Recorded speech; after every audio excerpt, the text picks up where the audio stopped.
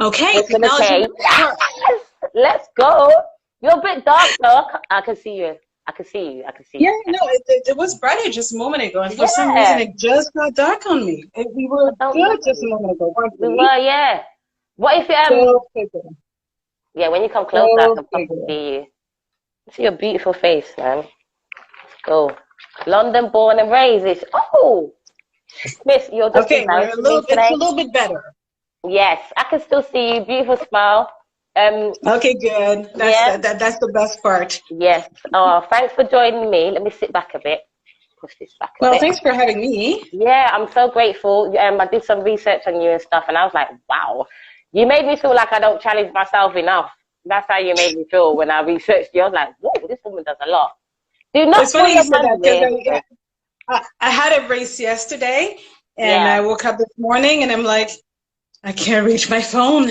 Everything hurts. I can So I imagine. You spent the do, whole day doing nothing. I'm like, I'm just waiting for this interview, and then that's it. yeah, just recovery mode. In recovery today. Exactly. Yes. Nice. Your hair is beautiful. I saw a video of you, your last post, showing us how to put your hair on the helmet. Yeah. Yeah, I So named it. I named it the hair on the helmet tutorials. exactly. People don't realize it takes time before you go Mm. for a swim. My friend and I used to be the last one in the water because we were trying to spend a lot of time in the shower getting the hair in without Yeah. losing the hair. So that's often a challenge that we have to face as Black women. So often enough, whenever I do these races, I'm always really happy to see a lot of Black women. It's one thing to see a lot of Black men, but seeing a lot of Black women is something that's different. And Yeah. as much as we see Black women in sports, we only see a certain it's hard to explain because that's the thing. It's kind of like I don't see a lot of Black women with natural hair. We always do something with our hair It's always just to under a wig. facilitate that. Yeah. Yeah, we do a wig, we braid. I used to shave my hair as well too. We do often do that, but then whenever I decided I was going to keep my hair natural, Mm. I decided I was going to do that. And then a few years after, I decided I was going to be involved in sports. So and then you look around and then you realize that there's just not a lot of Black women in sport. And there's Yeah. not the idea of, Black women exercising is not often something that you see because it presents with certain challenge that we don't often talk about with our peers. If you're in a Black community, it's one thing, but if you're not within a Black community, it's just something that you don't really discuss. Yeah, and I'm really proud because I feel like I haven't seen a video with any athlete showing me how they do their hair before a race. And You know? I'm glad that you enjoyed the video too, because then I did the video and I'm like, well, can all the Black women relate? Is that something that is specific to me? Is that Yeah. something that, because that's the thing is there's one thing to represent the Black community. It's another thing to know if your personal experience is the experience of all the Black community, especially considering that, there's not a lot of me looking like me and dealing with what I'm dealing with in my community altogether. So it's That's not yeah, nice. Maybe you can it's not start nice, building that. but that's just how life. That's just where life led me to, and it's a blessing. I'm Yeah. learning a lot and I'm teaching a lot. Oh, that's good. You really taught me a lot with them when I was researching you. I felt like I learned so much from you. You're on your own a lot. I see you like a lot of your posts where Yeah, you're nobody like wants to when you're wake up at training. 5 a.m. in the morning. Because Do you're you wake up at 5 dedicated. a.m. in the morning? You're No, nobody dedicated, wants to man. do that. You're dedicated. And I love that you show when you're sweating after a 10K run. A lot of women in my gym used to be like, hey, I'm sweating. I love that you're just raw, natural You need to beauty. sweat. You're Strength. supposed to sweat. Sweat Yes. is good for you. It's normal, guys, But It is. Jessy, tell us where you're from because you got like an accent. Okay, so I didn't realize you were in UK altogether. I'm in Canada, and yeah, in Canada. Right now I'm in London, Ontario. It's a province. It's mostly English speaking, but there's a few provinces that are French speaking, and I'm originally from there, and that's where I was born. I was born in Quebec. My family is from Haiti, so I'm first born in Canada, Haitian descent altogether. Yeah. Quebec. He was born in Quebec. I was born in Montreal, Quebec. So, funny enough, my mother's generation, there's a lot that moved to Montreal just because Haiti was colonized by the French. So, a lot of them just know how to speak French. So, as much as there's quite a few of them in the United States as well too, you'll find that there's a big Haitian population in Quebec and Montreal as well too, especially from that generation and then that generation on, just because I'm assuming that it was a good opportunity for work and for opportunities for people that are French speaking and bilingual altogether. Now, having said that, whenever I was almost in my 20s, almost in my 40s now, we had to move, late 30s, let's just say late 30s. We had to move to Ontario, my family and I, and we ended up with a smaller community of Black people within that town. And like I said, there's definitely there's definitely interesting things happening all the time, but it's just that within my community, I find myself being whether I want it or not, I was put in that position of being, a representative of the Black community in terms of, being in triathlon, being in sports, being natural healthcare altogether. So it's definitely, it's definitely a blessing at the same time too. Yeah. But do you feel like you was kind of forced into it because of the community you're in? It just fell into it. Okay, that's good then. I think what it is that life will just take you where you need to be. And that's exactly what happened. I just got to be where I needed to be, and I've morphed and grown within that community. And it's just been a beautiful venture. Yeah, Chris here said chlorine in pools messes up our hair and skin. Well, it does, doesn't it? Well, the main reason, like, whenever I was a kid, my mother, and bless her heart, she got me into swimming lessons. And then, whenever you're the only kid that kind of falls at the end of the pool, at the bottom of the pool. And I have, like, no buoyancy for it whatsoever. So I basically took on swimming as well. So I basically decided that I was going to join a triathlon club at my local gym, which was the YMCA downtown. What year did you join? What year was that? Did you join? Oh gosh, what year was that? I was maybe like late 20s. So maybe almost a decade ago, let's say, almost, yeah. But you only started posting but you only started posting your magic like 2018. Say again? Oh yeah, well I didn't quite get into social media until then, but hey, that's just me being focused on life more so than social media to some extent. Yeah. And I'm glad you're sharing now. Yeah, I got into more talking on social media about the sport whenever I got to be ambassadors for different races as well as different organizations, and through my work as well too. So it's definitely a great platform to communicate with the Black community, because there is a Black duathlon community. It's just that it's quite spread out altogether. Yeah. But I got into swimming again, and I'm thinking, okay, I'm not a good swimmer. I can run, I can bike. I'm not a strong swimmer. So I got into swimming. I kind of let it go for now, but whenever I got into swimming, the one thing I thought that definitely helped was my understanding and my knowledge, the knowledge I have in skincare and hair care altogether. And my local gym also had a steam room as well too, which I've made a lot of great friends in there as well too. But it's just light. Is that the one with the blue light? That's the one where you sit and then there's like a lot of humidity. And girl, I know what a steam room is. I mean, on your post, there's a room with a blue light when you open the door. Oh, you know what? That was a business that is no longer. It's no longer around. That was a floating business, actually, that used to be. And basically what it is that you lay in magnesium water. That's what it is. And you just float there, and you let all the magnesium sink into your skin. And that was also great. And they were owned by a great couple, and they let it go with COVID, which was too bad. But to go back with the steam room, made great friends there. And my hair, that's the thing, is that as much as the chlorine, to go back to the original comment, chlorine damages your hair, you definitely have to have the right tools and the right environment to, as soon as you're out of the pool, wash it off and get the conditioner on and stay to that steam sauna if you want to, you know, and get the repair that you need and take the time to get the repair you need. And that's not something that everybody has. It's definitely a privilege that I have that I was really grateful for altogether.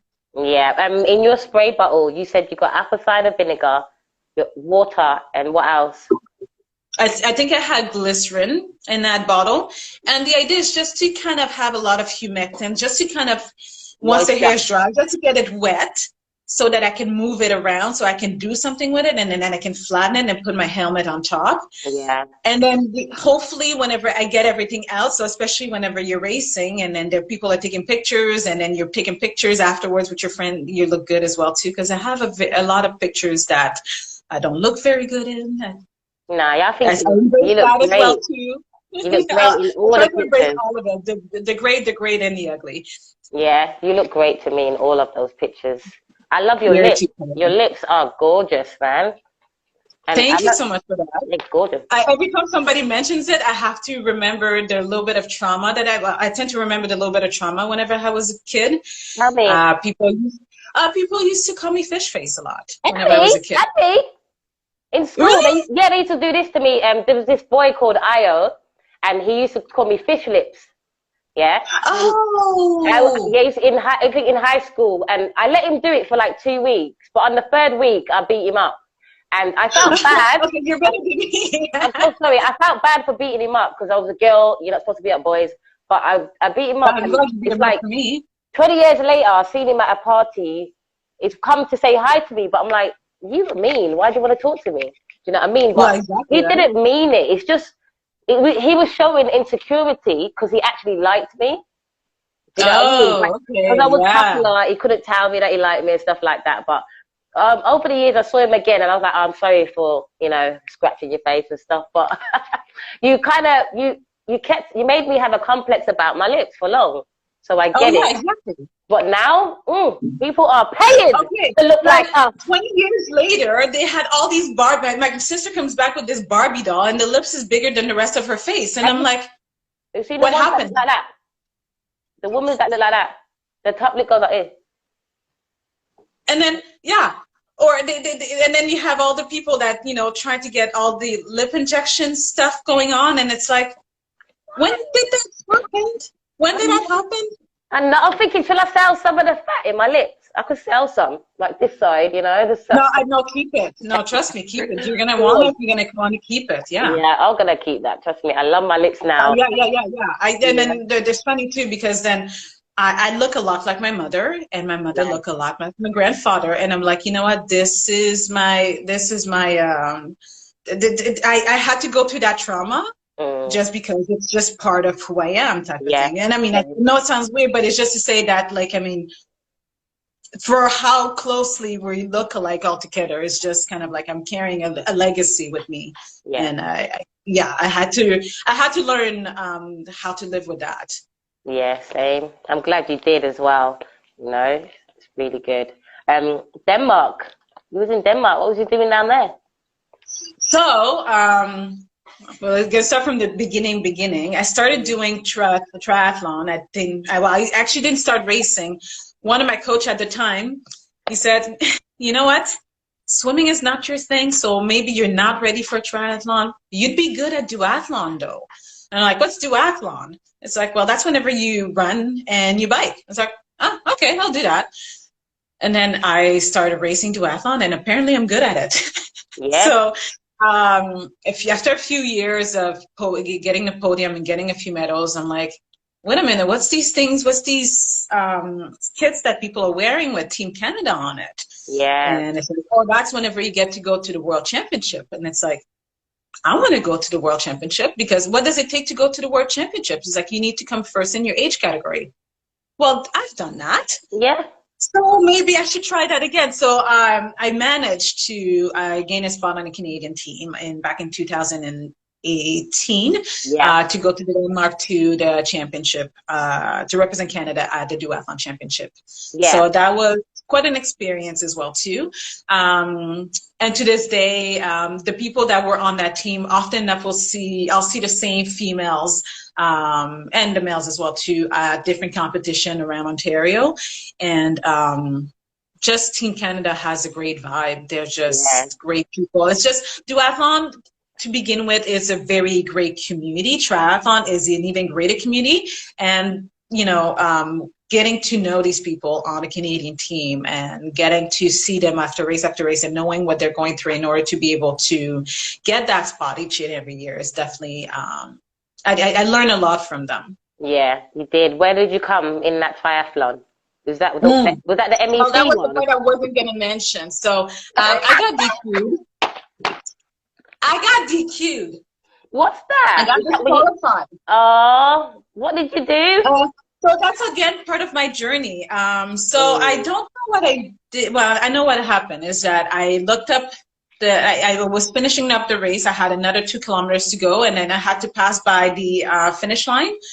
And I just looked at the finish line and went through the finish line and actually did finish the 2 kilometers.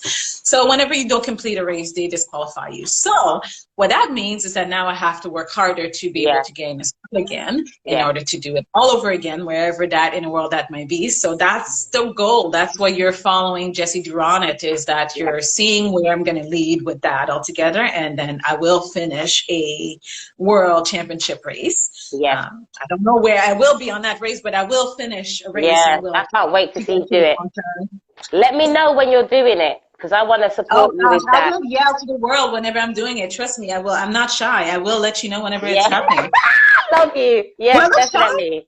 That'll be good.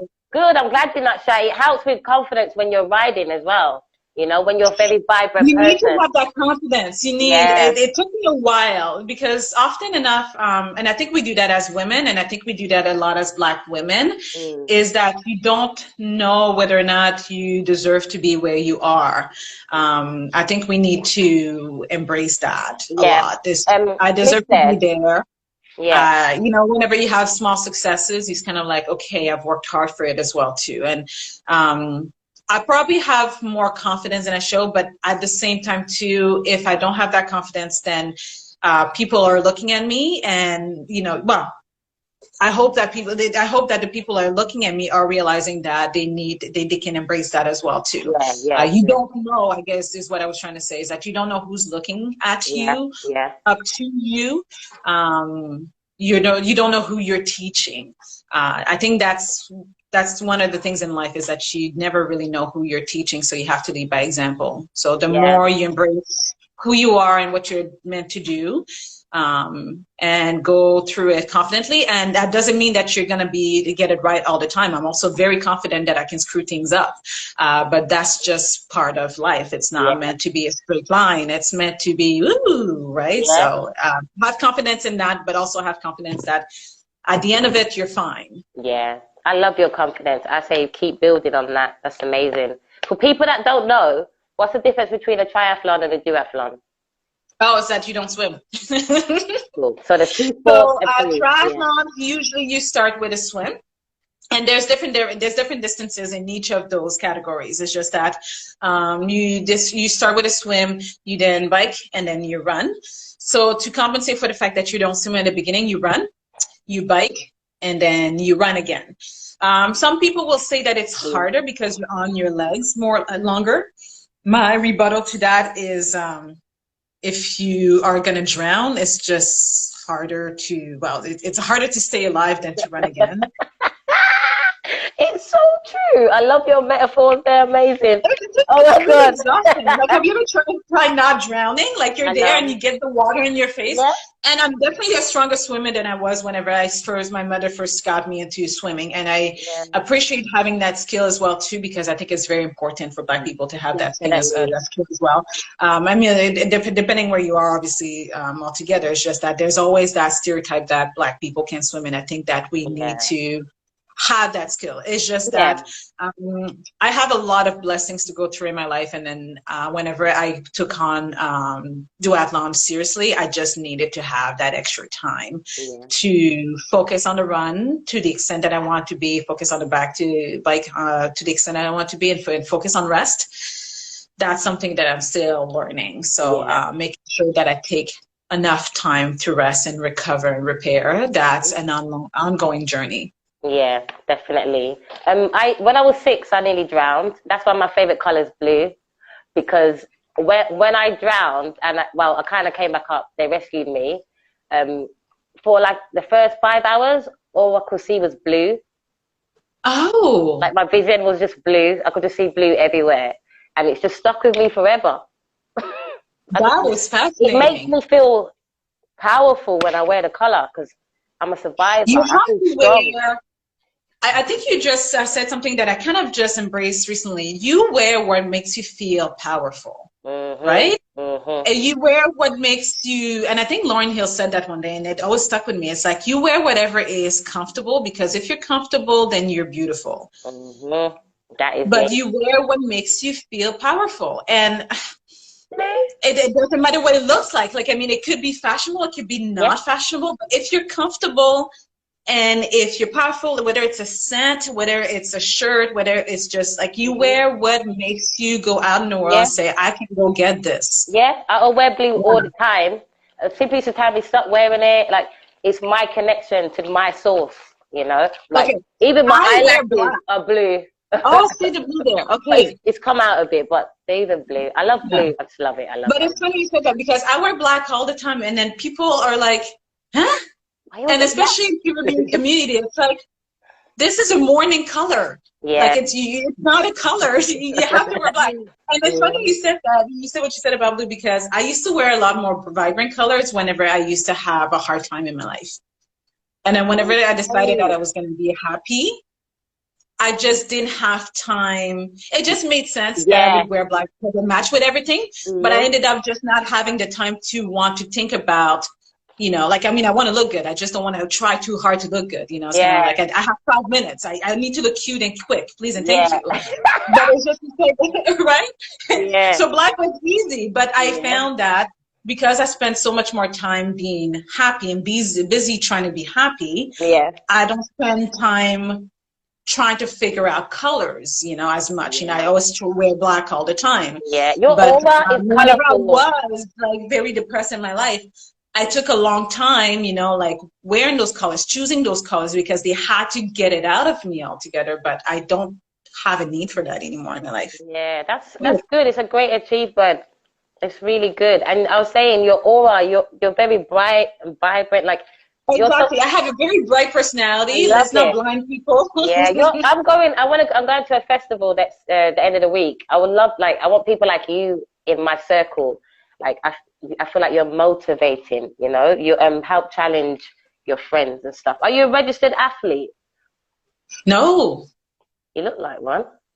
You are an athlete. Oh, you know that. You are. I am an athlete. Yeah, I am an athlete. I train like an athlete, but basically I'm what we call an age group athlete altogether. So a lot of these fundings come out of your own pocket. Having said that, I have a very strong community behind me. So the triathlon community, every time I've had need a help, they're behind me. I'm an ambassador for Mulitsports Canada, and they basically do a lot of those races in Ontario altogether.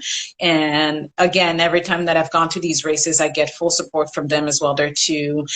They're sponsored by FitNatixs.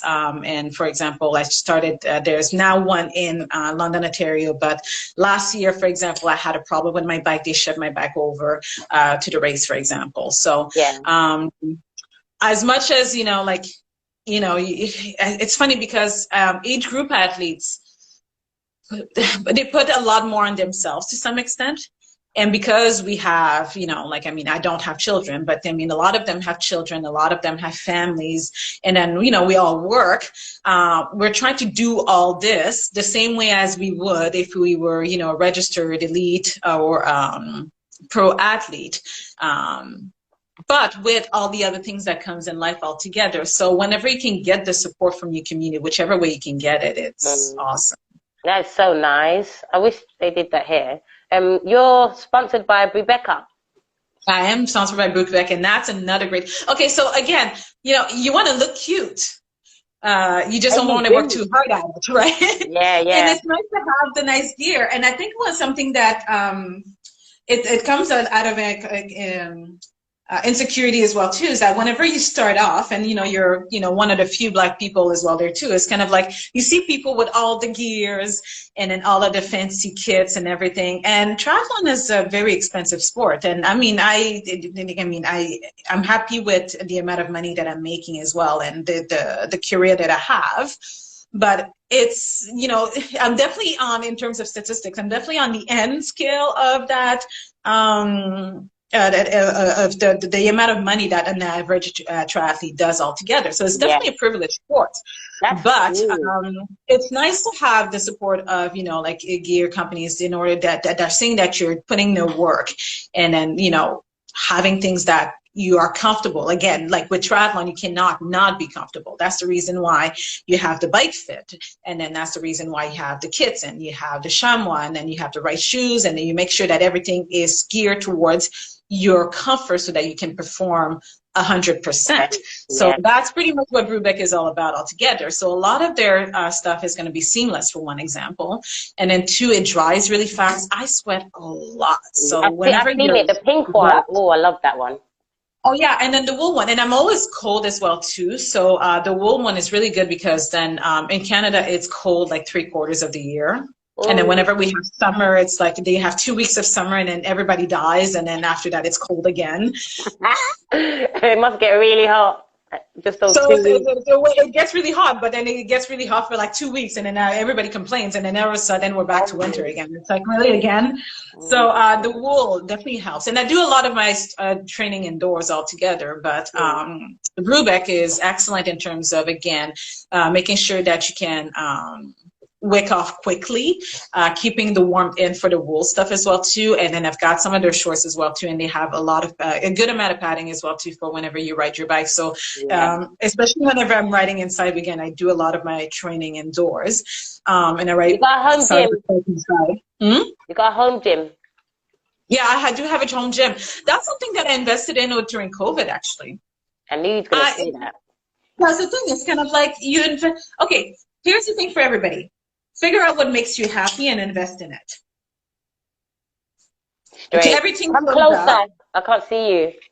Oh, sorry. Yeah, like, the light is a lot better now. Yeah. That's all I needed to do. I needed to come closer. Oh my goodness. Okay, we figured this out halfway through the video. Go figure.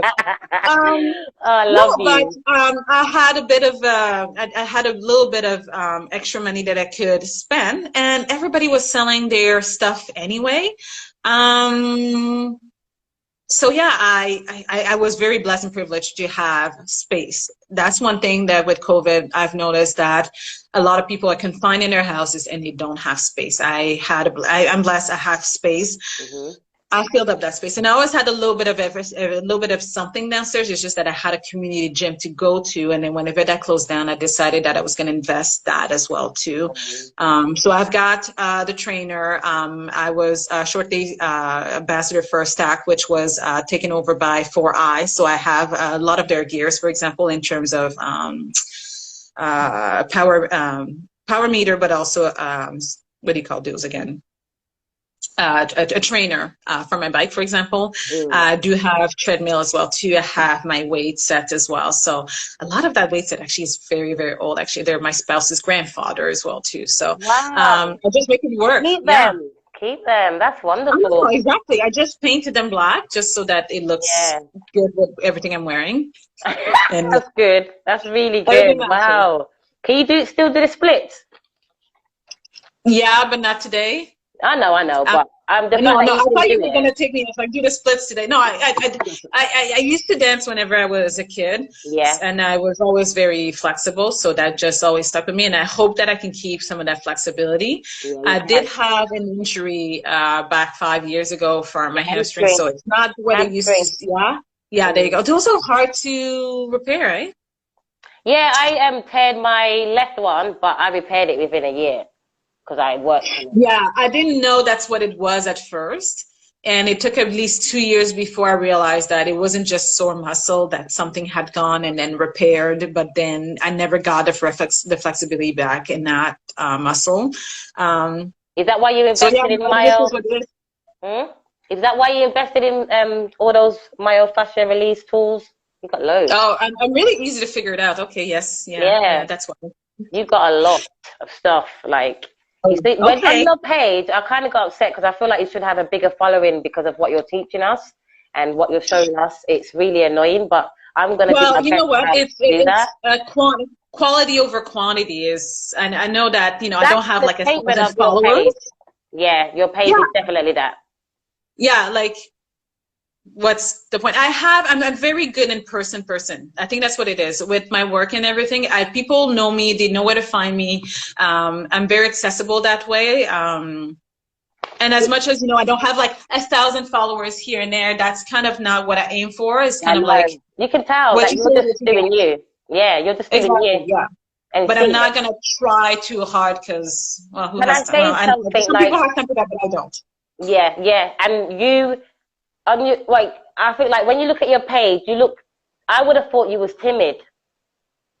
By looking at your page, I would have thought you was like an only child, timid, but when it comes to the exercise, that's where you come alive. But now that I'm talking to you, I want to see. Oh no, I'm loud. I know. On your page, I would love to see you do videos on your page, like just talking to me. Do you know what I mean? Like, guys, I'm about to go on a run. I'm about to do this triathlon. Like, I'm doing it tomorrow. Look, this is what I'm gonna eat before I do it. Like, I want to hear you. And I feel like a lot of people are doing that. Huh? Yeah, and I feel like a lot of people are doing that. And I think that the main reason why I haven't really done that is because I need to, and I think a lot. Yeah. I find that, you know, by the time you get like your camera going and this going, and there's like, okay, there's a crumb on the table, let's clean that off. Take the cat outside and so that she stops meowing. Yeah. And it takes a lot of time. It takes a lot of energy. Yeah, it's not for everyone, but I would love to see. It's not for everyone, but I see what you mean, because you need to have. Yeah, like there's the people, like you're saying, like, I mean, if you don't have that community for yourself, you're going to try to find it online. Yeah. And it's nice to find those people. So you do have a good point that way. Yeah. Yeah, but it would be lovely. Yeah, because you're very like, you're very vibrant. I would love to see you like do that. Because you show little snippets of your personality, like little funny bits. Oh, just here and there, just here and there. Yeah, but I love that. I love it. Keep it up. Keep it up. Still really, really well. What do you do for self-care? Wow, my whole life I think is self-care. I think that's a blessing, like it's a curse. It's that, yeah, it's kind of like I got to exercise for self-care, but then exercise ended up being a thing. I got to eat well and take care of my skin and my hair for self-care. But that ended up being part of what I do for a living at the source. So I don't know if that was obvious. I work in a small health food store in my community as well too. And basically I just basically talk about self-care in ways of supplementation, eating, and, you know, skincare, hair care, on a daily basis to a community altogether. So it's funny you said that, because then that's what it is that at the end of the day, my whole life revolves around my self-care and extending that to other people and telling other people, do this for your self-care. You know, this is your body. If you need to be comfortable in your body in order to be comfortable inside as well too, and to be able to achieve greater things. Yes. Having said that, then the way that I do have to step away from that as well too. And basically I do that by just having my moment of quiet and my moment alone. So as much as I'm very extroverted, you know, I come out whenever I'm surrounded with positive people. I have great coworkers, and I just come alive at work, and I come alive whenever. It doesn't take me much really. Yeah. But I make sure that my Sunday is my day type of thing. And that's a little bit hard to convey, because as much as I have a lot of great people in my life, and I have what I would think I have a lot of friends or people that I'm very friendly with, telling people that, okay, this is a no, like, you know, like we tell that to people, it's kind of like have a time in your schedule where it's like you schedule self-care. So for me, it's having a time in my schedule to say, this is a me day. And I'm not spending that time with anybody else than myself or with my spouse altogether, you know? Yeah. Are you married? I'm a common law. So my spouse and I have been together for 14 years. Oh, nice. You don't want to get married. That's common law, means you don't want to get married. Yeah. Do we want to talk about that? Because you remember, I'm loud, so I can, I feel like that's okay. Marriage is, I feel like marriage we've got the is same over. opinion, but go on, tell me. I feel like we've got the same. No, I feel like, and I mean, I respect the people that have a different opinion about marriage altogether. So I definitely don't want to take that from other people altogether. It's just that I feel like the same way about marriage about a lot of institutions altogether. I feel like you have a deep commitment to something, and that says more so than the paper, than the ring, than the wedding dress. And especially as female, like you're being brought up so much to look forward to your wedding day and that dress and spend that money towards that, and your parents spends money towards that. But what about just the life experience? And then at the end of the day, again, the community and then the people that you're having a commitment to, it's more about how you're expressing that towards each other than anything else. And I've been really, really, really fortunate to actually have found a life partner. And we call it, especially in the last couple of years with COVID, it's kind of like, oh, having a great COVID partner. You know, somebody that you can discuss with no judgment, somebody that you cannot discuss without any judgment as well, to somebody that supports you, but always somebody that, you know, also knows to tell you that your shit stinks, you know? Yeah. Somebody, and it's somebody that you respect, but somebody that respects you as well there too. Somebody that you can connect, you know? This is the true, what a lot of people think marriage is, and it's not romantic. Like, it is romantic to some extent, but it's not the flowers, it's not the wedding dress, it's not, you know, it's not all of the, it's not the paper. It's a soul connection. It's a soul connection. And I mean, if you know, you know. That's just what all I can say. And you can have that in marriage. But you don't need to have marriage to have that, and I'm so grateful for that. And my partner and I have been, oh gosh, yes, like we have a very strong, intense relationship that, and it's no drama. It's just easy, and he loves my family. My family loves him. We care for each other. I just came back from a race yesterday, and it wasn't a great race for me, but then I came back and just, you know, the little things, you know, that it doesn't have to be, you know, a big deal, but just kind of like, I made your meal. I made sure that there was protein, enough carbs, and enough sodium in there for your recovery. And it's kind of like, oh, that's lovely. Or it's kind of like, oh, you know, go take a bath, you know, it cleans the whole floor. And I mean, maybe it sounds romantic. I don't think that it's the most romantic that people think. People think in terms of flowers, people think in terms of material things, but just spending, having that base, you know, having that foundation. I think I was saying that with Bullbeck, is that having that foundation of people in your life that you can just depend on. It's just, it's more than what we think of a wedding or marriage itself. And I mean, again, if that is your definition of it, absolutely, by all means. But at the end of it, what's going to make that marriage last is definitely going to be that, that soul-to-soul connection. And again, if you know, you know. And if you don't know, hopefully you'll get to know. And it doesn't have to be another person. It could just be that, you know, you need to have that soul-to-soul connection with either yourself, with either something above yourself, or something like your community. It's just that, for me, that's what came into my life, and I embrace it. Yeah. Oh, that's so beautiful. I have the same values as you. That's exactly how I feel about marriage. I don't think that's happening to me, because I can't bother to do all that. Okay. So, you know, you see you got a post and you wrote on there jumeau soup. I was like, what's that? Oh, jumeau soup. Jumeau soup. Yeah. What's in there? Okay, so and one thing I should say first of all is that my family is from Haiti. I was born in Montreal, and Montreal has quite a big Haitian community altogether. However, whenever we moved to London, that's the thing, is that I didn't have that community. And because I was in Montreal for about 20 years of my life altogether, I think that there's a few things that I could have got more into. Like, for example, my Creole is terrible. I can speak it, I can understand it, but I get a few laughs whenever I try to speak Creole. But basically, what I'm trying to say is that, Haitians have a beautiful culture. We're the first Black republic. We are the first Black republic.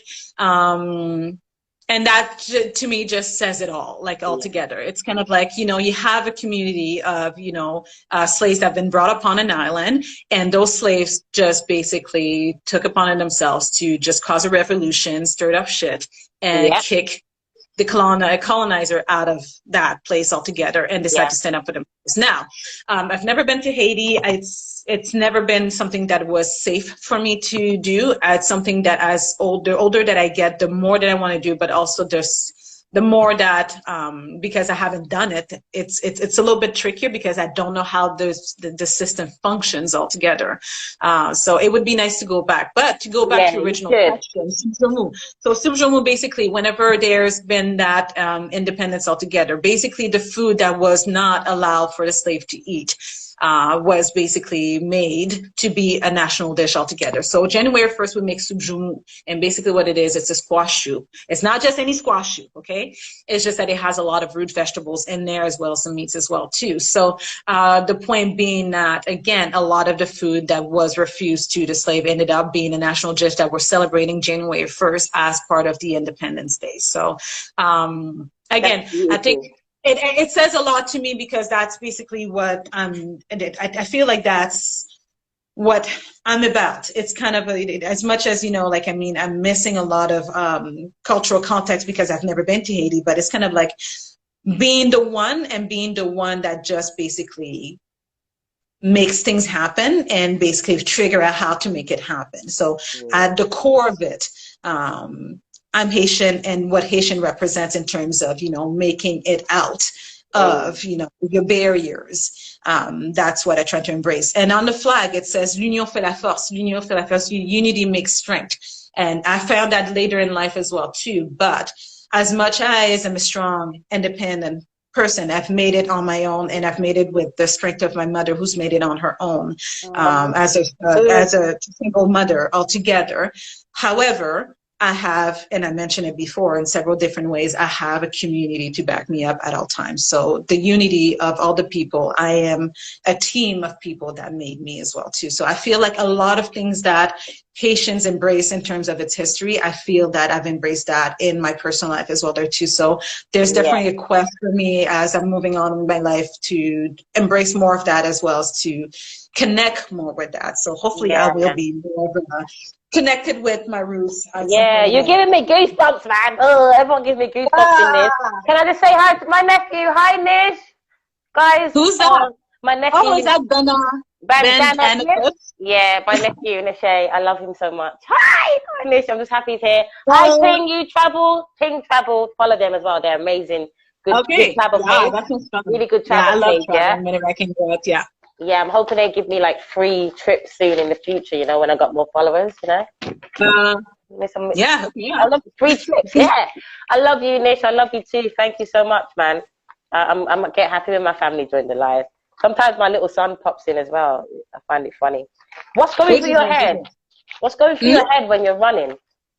When you've gone past the 5K? A lot of insecurities. At first, a lot of, you know, whenever they call it imposter syndrome, I'm like, how did I end up doing this? Yeah. And then at first, I'll tell you what went up to my hair, to my head yesterday. It was like, I haven't done this in 2 years. Why do I like doing this again? It's funny, like, oh, why am I doing it? Well, that's true. Okay, I'll tell you what went through my head. So I was on my bike last week, and then I was doing a big hill. We have a 1 kilometer hill that a lot of people in the triathlon community use it as hill training. And then there's a gentleman that's on there. He's taking his time, but he's there, and he's like, "Well done, way to go, girl!" Like, and I'm like, that's all I can say.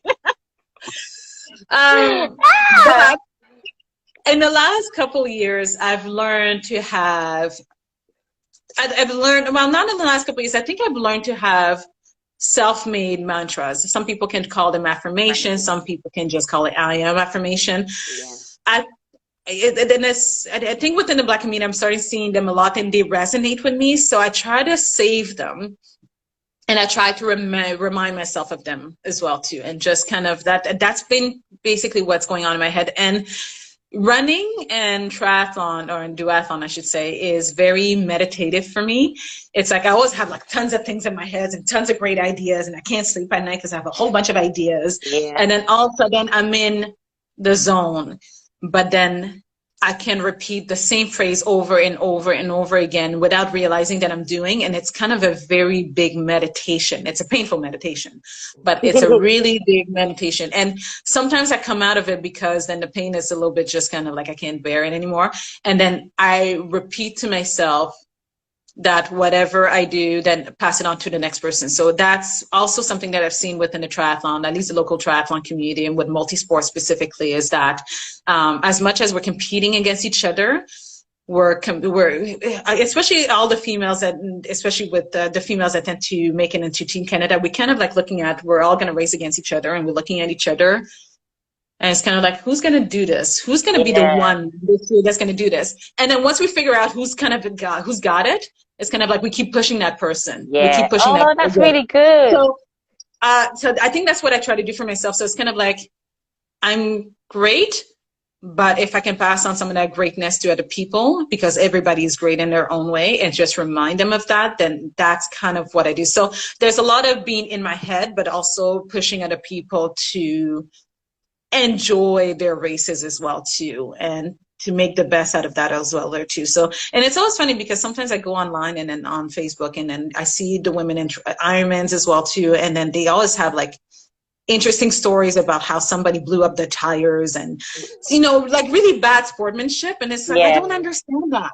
Yeah, I've had bad races, but I mean, I've never had bad sportsmanship. Yeah, right? I've never had that. Nice. I don't. And I've heard of it a lot, but I've never experienced that. But then I'm wondering as well too, if it's because, like, I mean, you also have to give as much as the good sportsmanship you've seen. Yeah. So, yeah. What do you think your industry needs to get rid of? What do you think it needs more of, and what it needs to get rid of? More people like me.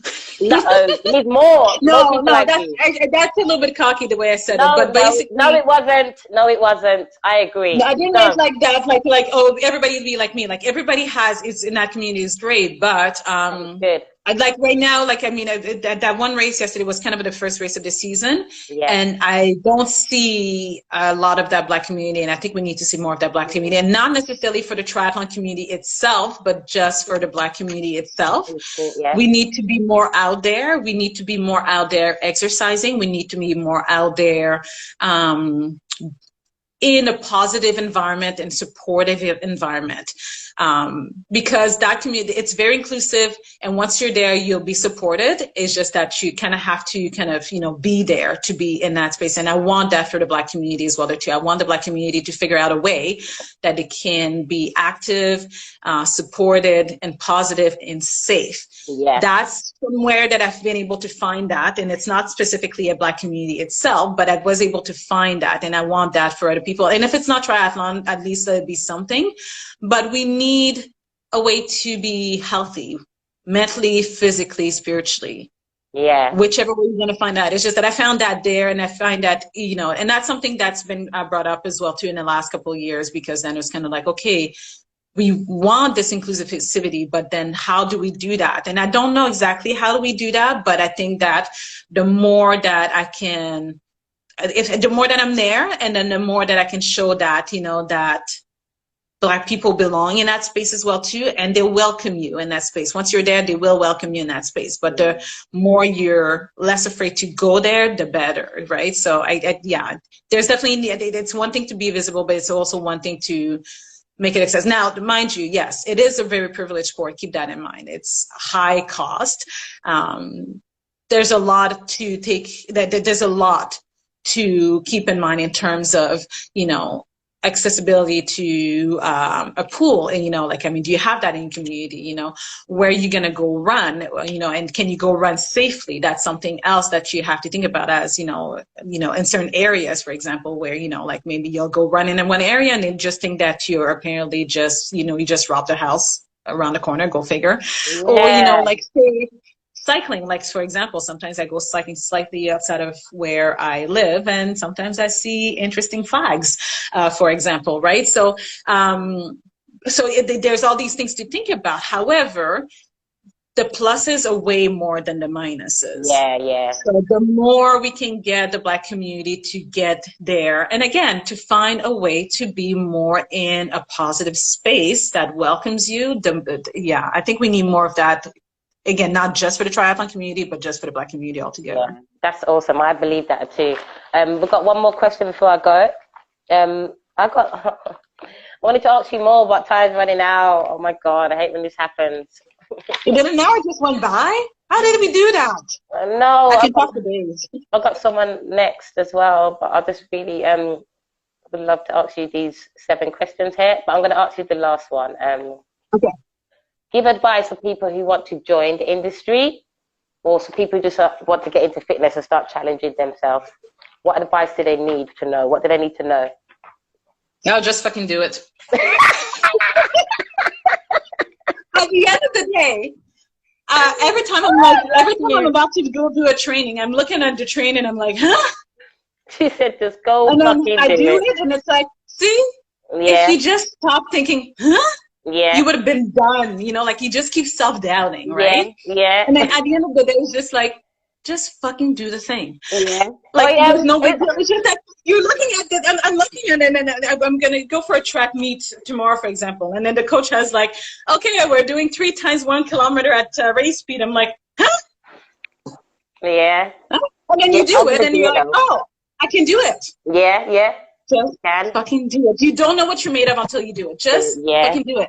Oh my God, and even I if love you can't do it, even if you can't do it, well, at least you try. You didn't die. Yeah. Well, hopefully you didn't die. Yeah. Hopefully you know what? Oh my God, you're in my top 5 interviews. I don't care. You're in my top 5. You're funny. Hey, listen, you almost drowned and you got your favorite color out of it. So one way or another, you almost drowned and you got your favorite color out of it. So whatever doesn't kill you will make you. Just fucking do it. Yeah, just fucking do it. The lady that I have next is called ImpactT_Fitness. That's her business, and she's cracking up at you.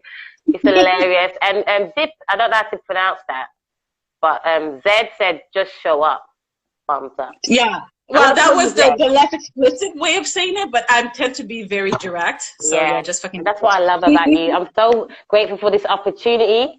I'm going to stay in contact, definitely. Everything you share, just tag me in it if you like, so my company can share it straight away. Okay, yeah. Like, again, like get the community to share among each other, right? Yes, yeah. I really want to share your stuff because people need to see what you're doing. You're making a stamp in the Black community for triathlons, and I'm really proud of you. Thank you. You know what I mean? You give me goosebumps. See the goosebumps?